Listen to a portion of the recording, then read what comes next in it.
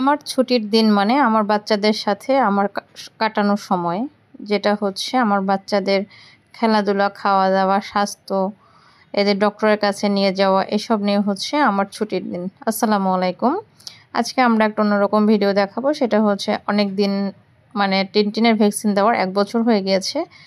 তো চমচমের যেহেতু এখনও ভ্যাকসিনেশন করানো হয়নি, তো ভাবলাম দুজনকে একসাথে নিয়ে যাই। আর আমরা নর্মালি এতটা ছুটি পাওয়া যায় না। তো এইবার ঈদে অনেকটা ছুটি পাওয়ার কারণে মানে লম্বা ছুটি, আমরা কোথাও যেতে পারিনি। বিশেষ করে আমরা ভেবেছিলাম কোথাও একটা যাব, কিন্তু চমচম আর টিনটিনের মায়ার বাঁধনে আমরা আসলে ওদেরকে রেখে যেতে পারি নাই। তো ওদেরকে হোস্টেলে দেব, সেটাও আসলে আমার মনে সায় দেয়নি। ভেবেছিলাম বুয়ার কাছে রেখে যাব, সেটা আবার যাওয়া হয়নি। তো কিছুই না হওয়ার কারণে এবার আমরা বাসাতেই মানে ঢাকাতে ঈদ করলাম। তো ঈদের সময় আমার বাচ্চাদের যতটুকু সময় আমি দিতে পেরেছি, ওদের খাওয়া দাওয়া, ওদের কেয়ার, এর চেয়ে আমার কাছে ঈদ ভালো বলে মনে হয় না। এর চেয়ে আর কোনো ভালো ঈদ হয় কিনা সেটাও আমার জানা নেই।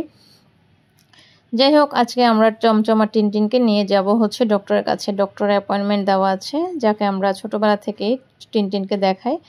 তো মাঝখানে আমরা ডক্টর একটু চেঞ্জ করেছিলাম চমচমের জন্য, যেহেতু তখন ওই ডক্টরটা আমাদের ছিল না। তো সেক্ষেত্রে আমাদের নতুন ডক্টর অ্যাপয়েন্টমেন্ট নিতে হয়েছিল। তো এবার আবার ওই ভাইয়াটা চলে আসছেন। এই জন্য যেহেতু উনি একটা এটা পশু পাখির চিকিৎসার উপরে একটা কোর্স করছিলেন, মানে ওটারে কি বলে, যাই হোক আমি এটা জানি না। উনি একটা সেমিনারে ছিলেন, তো সেমিনারের কারণে ওনার আর ওইটা মানে চেম্বারটা কিছুদিনের জন্য অফ ছিল। তো নর্মালি ট্রিটমেন্ট দেওয়া হতো। তো যেহেতু আমরা চমচম আর টিনটিনকে আর দ্বিতীয়বার ভ্যাকসিনেশন করাবো, যেহেতু টিনটিনের সেকেন্ড ভ্যাকসিন আর চমচমের প্রথম, তো সব কিছু মিলিয়ে আমরা আর অন্য কোথাও রিস্ক না নিয়ে একটু অপেক্ষা করলাম যে উনি আসুক, তারপরে আমরা ভ্যাকসিনেশনটা করাবো। তো যেটাই হলো, যে কথা সেই কাজ। তো চমচম আর টিনটিনকে আমি ওনার কাছে আজকে নিয়ে যাচ্ছি। তো যেহেতু ঈদের ছুটি প্রায় শেষ, আর একটা দিন ছুটি আছে, চিন্তা করে আমি ভাবলাম আজকেই সময়, তো আজকে ওদেরকে নিয়ে যাই। তো নিয়ে যাচ্ছি। তো টিনটিনের জন্য যেহেতু আমি একটা নতুন ঝুড়ি কিনেছি, ও যেহেতু একটু বড় হয়ে গিয়েছে, ওকে এই ব্যাগে ক্যারি করা যায় না। তো চমচম যেহেতু ছোট, সেহেতু ওকে আমরা এই ব্যাগে করে নিয়ে যাচ্ছিলাম। তো প্রথমে চমচম উঠেছে, খুব মানে সুন্দর করেই উঠলো, বসলো। তারপরে হঠাৎ করে মানে আমরা ভুল করে একটা জায়গায় আর একটা জিপার মানে লাগানো হয়ে গিয়েছিল। তো যে কারণে ওটা খুলে যাওয়াতে চমচম ওখান দিয়ে লাফ দিয়ে ভয় পেয়ে বের হয়ে যায়। তো যাই হোক, অনেক চেষ্টা করে আবার হচ্ছে লাগিয়ে দিলাম। লাগানোর পরে চমচম একটু অস্বস্তি বোধ করছে, যেহেতু ও এভাবে কখনোই যায়নি। তো ওকে যখন আমি এর আগে একবার ডক্টরের কাছে নিয়ে গিয়েছিলাম, তখন এভাবে করে নিয়ে গিয়েছিলাম। তো যেহেতু অনেকটা গরম, আর ও মানে গরমটা সহ্য করতে পারে না। আর এদিকে আমার টিনটিন, সে কিন্তু ঝুড়ির মধ্যে অলরেডি ঢুকে বসে আছে। তাকে বলতে হয়নি যে বাবা তুমি ঝুড়ির মধ্যে ঢুকো, সে অলরেডি ঝুড়িতে ঢুকে বসে আছে। যেহেতু পিঙ্ক কালার ওর খুব পছন্দ, মানে আমারও পছন্দ, আমার বাচ্চারও পছন্দ। আমরা এখন চলে যাচ্ছি ডক্টরের কাছে। তো অলরেডি আমরা কিন্তু ডক্টরের চেম্বারে চলে আসছি, যে vet and pet care doctor Balaji. তো ওনাকে আমরা দেখাই। তো ওনার চেম্বারে অলরেডি চলে আসছি। আসার পরে ভাইয়া আমাদেরকে স্বাগত করলেন, দরজা খুলে যে আসেন। তো ভাইয়ার কাছে গেলাম। তো ভাইয়া আমাদেরকে দেখে চিনতে পারলেন, যেহেতু আমরা ওনার মানে পুরনো পেশেন্ট। তো ওনার কাছে যাওয়ার পরে বললো কোনো সমস্যা? বললাম ভাইয়া আমরা তো ভ্যাকসিনেশন করাতে আসছি। তো উনি কার্ড দেখে বললো যে একটু সময়টা একটু বেশি হয়ে গেছে। তো টিনটিন বের হতে চাচ্ছিল, কিন্তু ভাইয়া বলল যে না, এখানে তো অনেক অসুস্থ বাচ্চারা আসে, তো না বের করাই ভালো। আর যেহেতু গরম, তারপর ভাইয়া এসি ঝেড়ে দিল, ফ্যান দিল। তো এদিকে আমার চমচম, সেও মানে একটু হাঁপাচ্ছিল ভেতরে, বের তো করা যাবে না, কারণ ওরা যেহেতু আলহামদুলিল্লাহ এখন সুস্থ আছে। আমি চাই না যে ওরা কখনো কোনো কারণে অসুস্থ হয়ে পড়ুক। তো যতটাতে আমার কেয়ার করা লাগে আমি তার সেটাও করতে রাজি। আর আল্লাহর কাছে সবসময় আমি শুকরিয়া আদায় করি ওদের জন্য, যে আল্লাহ তাআলা ওদেরকে আমার কাছে পাঠিয়েছে নিশ্চয়ই ভালো কিছুর জন্য। কারণ ওরা আমার সাথে থাকলে আমার ভালো লাগে, আমার একটা ডিপ্রেশনের সমস্যা সেটা হচ্ছে আমার কেটে যায়। তো এর ভিতরে কিন্তু চমচম অনেকটা হাঁপাচ্ছিল, তো আমি ভয়ও পাচ্ছিলাম যে কী করব।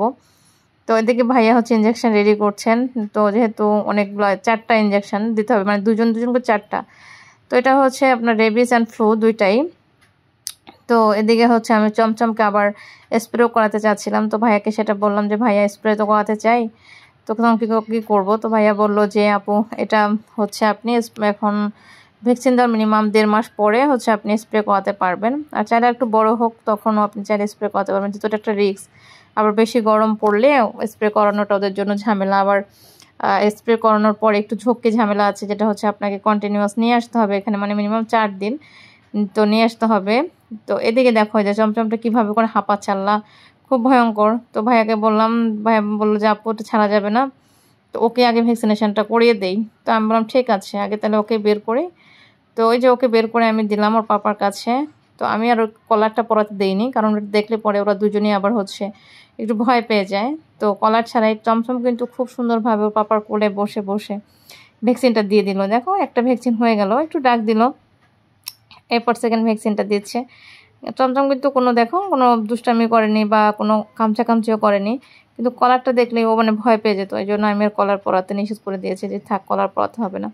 তো টিনটিনের পাপার পাঞ্জাবিটা কিন্তু মাশাআল্লাহ এটা আমার অনেক খুব পছন্দ, আমি তাকে খুব পছন্দ করে পাঞ্জাবিটা কিনে দিয়েছি। তো এটা হচ্ছে তার ঈদের সেকেন্ড পাঞ্জাবি। তো আমার হাজব্যান্ডকে এইসব কালারে খুব ভালো লাগে, যেটা আমার খুব পছন্দ।